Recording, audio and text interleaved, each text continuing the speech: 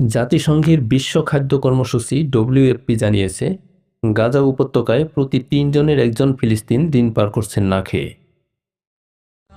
أتظن أنك بعدما أحرقتني ورخصت كالشيطان فوق رفاتي وتركتني للذاريات تجرني وحيا لعين الشمس في الفلوات.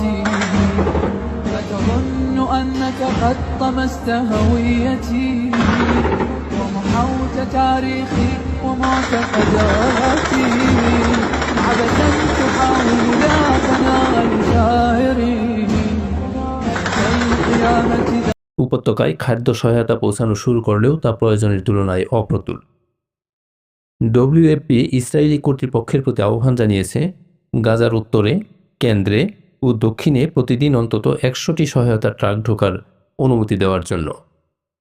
এক বিবৃতিতে ডব্লিউএফপি জানায়, গত ২১শে মে অল্প পরিমাণে সহায়তার জন্য সীমান্ত খুলে দেওয়ার পর তারা কিছু সহায়তা ট্রাক পাঠাতে পেরেছে। তবে এখন পর্যন্ত যে সহায়তা পাঠানো হয়েছে তা ২০ লাখেরও বেশি মানুষের বেঁচে থাকার জন্য প্রয়োজনীয় খাদ্যের এক ক্ষুদ্র অংশ মাত্র। সংস্থাটির সাম্প্রতিক এক মূল্যায়নে উঠে এসেছে, প্রায় ৩ জনের একজন দিনের পর দিন না খেয়ে থাকছেন। সংঘাত চলতে থাকলে এবং মানবিক সহায়তা পৌঁছাতে না পারলে গাজায় ভয়াবহ দুর্ভিক্ষ দেখা দেওয়ার উচ্চ ঝুঁকি রয়েছে। ডব্লিউএফপি আরও জানায়, চলতি বছরের মে থেকে সেপ্টেম্বরের মধ্যে প্রায় ৪,৭০,০০০ মানুষ চরম ক্ষুধার সম্মুখীন হতে পারেন।